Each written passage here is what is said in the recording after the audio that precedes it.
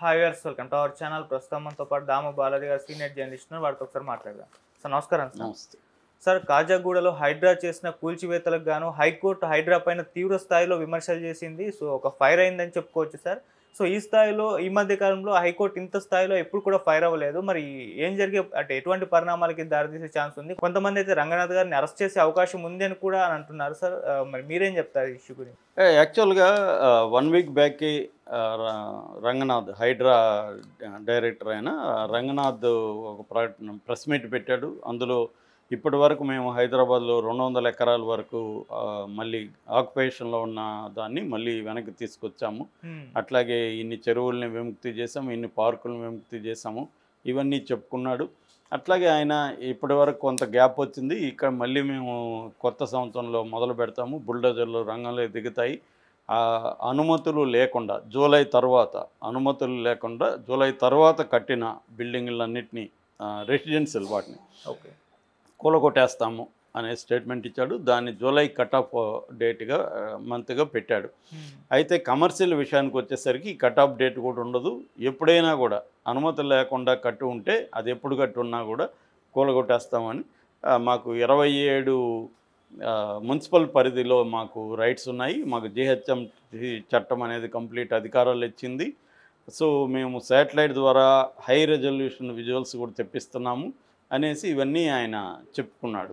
అంటే ఆయన ప్రధానంగా ముందు నుంచి కూడా చెప్తున్నది అంటే 2 రకాల అతిక్రమణలు. ఒకటి ఎఫ్టిఎల్ ఫుల్ ట్యాంక్ లెవెల్, అంటే ఒక చెరువు దాని ఫుల్ ట్యాంక్ నిండితే ఎంతవరకు ఉంటుందో పరిధి అంతవరకు ఎఫ్టిఎల్ పరిధి అంటారు.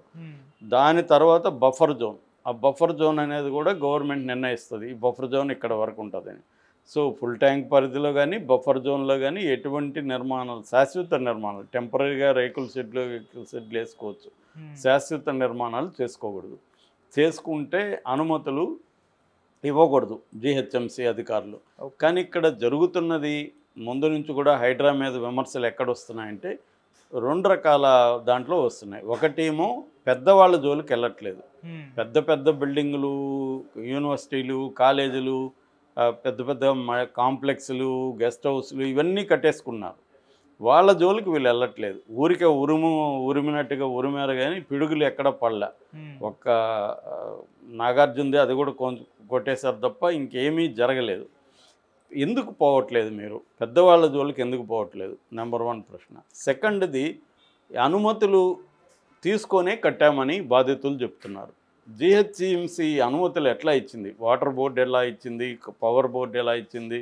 జిహెచ్ఎంసి అధికారులు ఎలా ఇచ్చారు? అంటే వివిధ డిపార్ట్మెంట్లో అనుమతులు తీసుకున్నాక కట్టారు.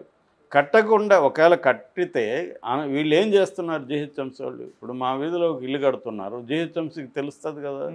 తెలిస్తే వాళ్ళు ఎందుకు ఆపలేదు? అనుమతులు లేకపోతే. అనుమతులు తీసుకునే కదా. అనుమతులు లేకపోతే నేను కొనేవాడిని ఎట్టకొంటాను? నాకు అన్ని నేను అడుగుతాగా, మీకు అనుమతులు ఉన్నాయి. ఎవడైనా ఇవాళ ఆస్తి కొంటున్నాడంటే మినిమం అడుగుతాడుగా, పత్రాలు అన్నీ చూపించినాక నాకు కొంటాడుగా. నిజానికి అనుమతులు మరి మీ గవర్నమెంట్లు ఎవరైనా సరే, పార్టీలు ఎవరైనా, గవర్నమెంట్ అయితే ఒకటే కదా. గవర్నమెంట్ దగ్గర నుంచి మేము అనుమతులు తీసుకుని కడితే ఇప్పుడు వచ్చి నువ్వు ఇది ఎఫ్టిఎల్ బఫర్ జోన్ అని కొట్టేస్తే మమ్మల్ని ఎందుకు కొడుతున్నావు? పెద్దవాళ్ళ జోలికి ఎందుకు పోవట్లేదు అని ఇవాళ ప్రశ్నలు పెరిగాయి. ఓకే, అదే ముందుగా అంటే వీళ్ళు ఒక ప్రయారిటీ లిస్టు, అంటే మేము ఫస్ట్ ఈ చెరువులు కొడుతున్నాం, లేకపోతే ఈ పెద్దవాళ్ళకే వెళ్తున్నాం, ఇట్లాంటిది ఏం లేకుండా ర్యాండమ్గా వెళ్ళిపోయి చేయడం అనేది హైడ్రా మీద వ్యతిరేకత ప్రజల్లో బలంగా పెరిగింది. రెండవది మూసీ ప్రాజెక్టు అనేది హైడ్రాకి సంబంధం లేదు. కానీ చాలామంది హైడ్రాకి అది కూడా లింక్ పెట్టేశారు. అది రేవంత్ రెడ్డి ప్రభుత్వానికి దీనివల్ల కొంత వ్యతిరేకత అయితే వచ్చింది. ఆశయం మంచిదే. ఏంది, హైదరాబాద్లో చెరువులు లేకపోతే కాలువలు, డ్రైనేజీ మొత్తం ఆక్యుపై చేసుకొని కట్టేసుకున్నారు. దానివల్ల కొద్దిగా వర్షం పడినా కూడా హైదరాబాద్ గందరగోళ పరిస్థితిగా, ఇది హైదరాబాద్కే కాదు ఇండియాలో అన్ని సిటీలు ఇదే పరిస్థితి. సో అర్బనైజేషన్లో ఉండే ప్రాబ్లమ్స్ ఇవి. అట్లాగే మనకి అవినీతి వల్ల కూడా ఇవన్నీ జరుగుతుంటాయి. రెండోది, అధికారంలో ఉన్న పార్టీలు ఎప్పటికప్పుడు వాళ్ళ కాంట్రాక్టులు, వాళ్ళ బిల్డర్సు వాళ్ళు ఆక్యుపై చేసుకునేయడం అనేది జరుగుతుంది. ఇప్పటి నుంచో జరుగుతుంది. నేను బెంగళూరులో 97లో 3 ఏళ్ళు ఉన్నాను. మా ఫ్రెండ్ బిల్డర్ ఉండేవాళ్ళు. అప్పుడు నేను దగ్గరగా చూశాను. అక్కడ డబ్బు ఇస్తే కాని పని ఏదీ లేదు. డబ్బిస్తే నువ్వు ఎంతన్నా డీవియేషన్ చేసుకోవచ్చు. నీకు 3 ఫ్లోర్లు ఇస్తే 4 ఫ్లోర్లు వేసుకోవచ్చు. అట్లాంటివి జరిగాయి. ఎందుకంటే రియల్ ఎస్టేటు విపరీతంగా పెరగడంతో ఇవన్నీ చోటు చేసుకున్నాయి. విపరీతమైన మనీ ఉంటుంది. సో జరిగిపోయింది. ఇప్పుడు దాన్ని క్లీన్ చేయడానికి ఓన్లీ పేదల్ని మధ్యతరగతి వాళ్ళని బాధ్యులను చేసి ఇచ్చిన అధికారులు లంచాలు తీసుకుని వాళ్ళేమో బాగున్నారు, బిల్డర్లేమో బాగున్నారు.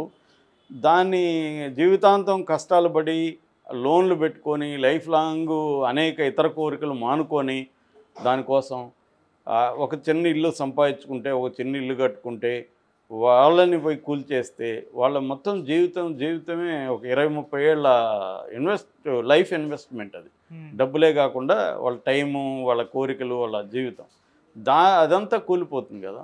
సో ఇది చాలా తీవ్ర వ్యతిరేకత దారితీసే పరిస్థితి ఆల్రెడీ ఏర్పడింది.